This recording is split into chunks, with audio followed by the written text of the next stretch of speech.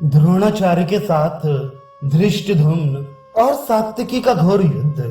संजय ने कहा, राजन, जब अर्जुन और श्री कृष्ण कौरवों की सेना में घुस गए और उनके पीछे दुर्योधन भी चला गया, तो पांडवों ने सोमक वीरों को साथ ले बड़ा कोलाहल करते हुए द्रोणाचार्य पर धावा बोल दिया। बस दोनों ओर से बड़ी घमासान लड़ाई छिड़ गई। उस समय जैसा युद्ध हुआ वैसा हमने ना तो कभी देखा है और ना सुना ही है। पुरुष सिंह धृष्टद्युम्न और पांडव लोग बार बार आचार्य पर प्रहार कर रहे थे और जिस प्रकार आचार्य उन पर बाणों की वर्षा करते थे उसी प्रकार धृष्टद्युम्न ने भी बाणों की झड़ी लगा दी थी। द्रोण पांडवों की जिस रथ सेना पर बाण छोड़ते थे उसी ओर से बाण बरसाकर धृष्टद्युम्न उन्हें हटा देता था। इस प्रकार बहुत प्रयत्न करने पर भी धृष्टद्युम्न से सामना होने पर उनकी सेना के 3 भाग हो गए। पांडवों की मार से घबराकर कुछ योद्धा तो कृतवर्मा की सेना में जा मिले, कुछ जलसंध की ओर चले गए और कुछ द्रोणाचार्य जी के ही पास रहे।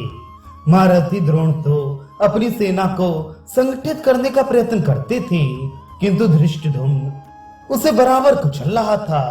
अंत में आपकी सेना उसी प्रकार छिन्न भिन्न हो गई जैसे दुष्ट राजा का देश दुर्भिक्ष, महामारी और लुटेरों के कारण उजड़ जाता है।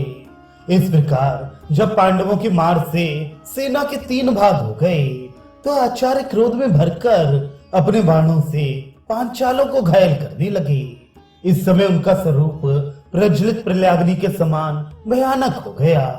आचार्य के बाणों से संतप्त होकर धृष्टद्युम्न की सेना घाम में तपीसी हुई होकर इधर उधर भटकने लगी। इस प्रकार द्रोणाचार्य और धृष्टद्युम्न के बाणों से व्यथित होने के कारण दोनों ओर के वीर प्राणों की आशा छोड़कर सब ओर पूरी शक्ति लगाकर युद्ध करने लगे। इसी समय कुंती नंदन भीमसेन को विविंशति, चित्रसेन और विकर्ण इन तीनों भाइयों ने घेर लिया। शिवी के पुत्र राजा गोवाशन ने 1000 योद्धाओं को साथ में लेकर काशीराज अभिभू के पुत्र पराक्रांत को रोक दिया। मद्रराज राजा शल्य ने महाराज युधिष्ठिर का सामना किया। दुशासन क्रोध में भरकर सात्विकी पर टूट पड़ा। मैंने अपनी 400 वीरों की सेना लेकर चेकितान की प्रगति रोक दी। शकुनी ने 700 गंधार देशीय योद्धाओं के साथ नकुल का मुकाबला किया। अवंत देशीय विंद और अनुविंद मत्स्यराज विराट के सामने आकर डट गए। महाराज बाहिक ने शिखंडी को रोका। अवंती नरेश ने प्रवर्धक और 100 वीरों को साथ लेकर धृष्टद्युम्न का सामना किया। तथा क्रूर कवि राक्षस घटोत्कच पर अलायुध ने चढ़ाई कर दी। महाराज इस समय सिंधुराज जयद्रथ सारी सेना के पीछे था और कृपाचार्य आदि महान धनुर्धर उसकी रक्षा के लिए तैनात थे। उसकी दाहिनी ओर अश्वत्थामा और बाईं ओर कर्ण थे, तो भूरिश्रवा आदि उसके पृष्ठ रक्षक थे। इनके सिवा कृपाचार्य, वृषसेन, शल और शल्य आदि अनेकों रणबांकुरे वीर भी उसी की रक्षा के लिए युद्ध कर रहे थे। व्यूह के मुहाने पर उक्त वीरों का द्वंद्व युद्ध होने लगा। माद्रीपुत्र नकुल और सहदेव ने बाणों की वर्षा करके अपने प्रति वैर भाव रखने वाले शकुनी का नाक में दम कर दिया। उस समय उसे कुछ भी उपाय सूझ ना पड़ता था। वह सारा पराक्रम खो बैठा था। जब बाणों की चोट से वह बहुत ही तंग आ गया तो बड़ी तेजी से अपने घोड़ों को बढ़ाकर द्रोणाचार्य जी की सेना में जा मिला। इस समय धृष्टद्युम्न के साथ लड़ते हुए महाबली द्रोणाचार्य जी ने भी जैसी बाण वर्षा की वह बड़ी ही अचंभे में डालने वाली थी। द्रोण और धृष्टद्युम्न दोनों ने ही अनेकों वीरों के सिर उड़ा दिए। जब धृष्टद्युम्न ने देखा कि आचार्य बहुत समीप आ गए हैं तो उसने धनुष रखकर हाथ में ढाल तलवार ले लिए और उनका वध करने के लिए वह अपने रथ के जुए से उनके रथ पर कूद गया। आचार्य ने 100 बाण मारकर उसकी ढाल को और 10 बाणों से उसके घोड़ों का काम तमाम कर दिया। तथा 2 बाणों से ध्वजा और छत्र काटकर उसके पार्श्व रक्षकों को भी धराशायी कर दिया। इसके पश्चात उन्होंने धनुष को कान तक खींचकर धृष्टद्युम्न पर एक प्राणांतक बाण छोड़ा, किंतु सात्यकी ने 14 तीखे बाणों से उसे बीच में ही काट डाला और आचार्य के चंगुल में फंसे हुए धृष्टद्युम्न को बचा लिया। इस प्रकार जब द्रोण के मुकाबले पर सात्यकी आ गया तो पांचाल वीर धृष्टद्युम्न को रथ में चढ़ाकर तुरंत ही दूर ले गए। अब आचार्य ने सात्यकी के ऊपर बाण बरसाना आरंभ किया।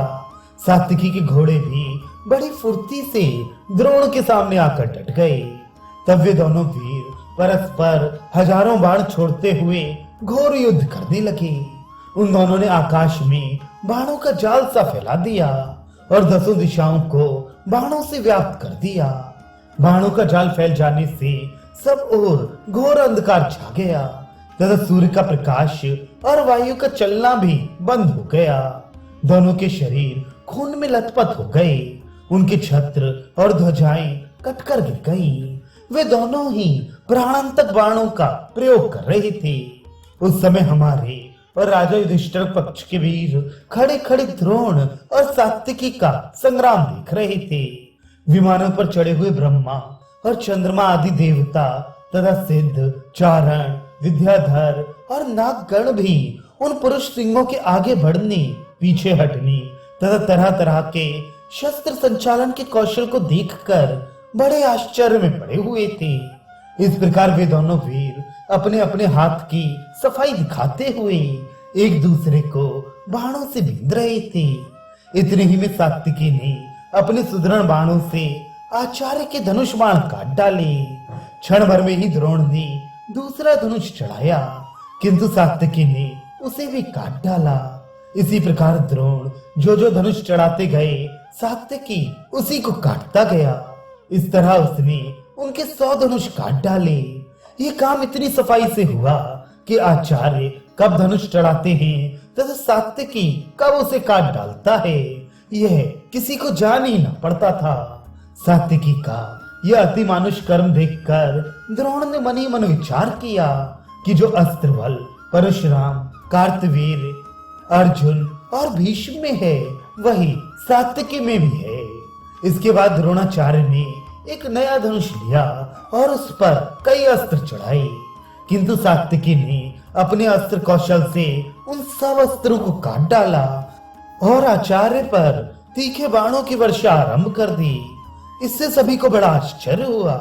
अंत में आचार्य ने अत्यंत कुपित होकर सात्यकी का संहार करने के लिए दिव्य आग्नेयास्त्र छोड़ा। ये देखकर सात्यकी ने दिव्य वारुणास्त्र का प्रयोग किया। उस समय दोनों वीरों को दिव्य अस्त्रों का प्रयोग करते देखकर बड़ा हाहाकार होने लगा। यहाँ तक कि आकाश में पक्षियों का उड़ना भी बंद हो गया। तब राजा युधिष्ठिर, भीमसेन, नकुल और सहदेव सब ओर से सात्यकी की रक्षा करने लगे तथा धृष्टद्युम्न आदि के साथ राजा विराट और केकई, नरेश, मत्स्य और शाल्व देशीय सेनाओं को लेकर द्रोण के सामने आकर डट गए। दूसरी ओर दुशासन के नेतृत्व में हजारों राजकुमार द्रोण को शत्रुओं से घिरा देखकर उनकी सहायता के लिए आ गए। बस दोनों ओर के वीरों में बड़ा तुमुल युद्ध छिड़ गया। उस समय धूल और बाणों की वर्षा के कारण कुछ भी दिखाई नहीं देता था, इसलिए वह युद्ध मर्यादाहीन हो गया। उसमें अपने या पराये पक्ष का भी ज्ञान न रहा।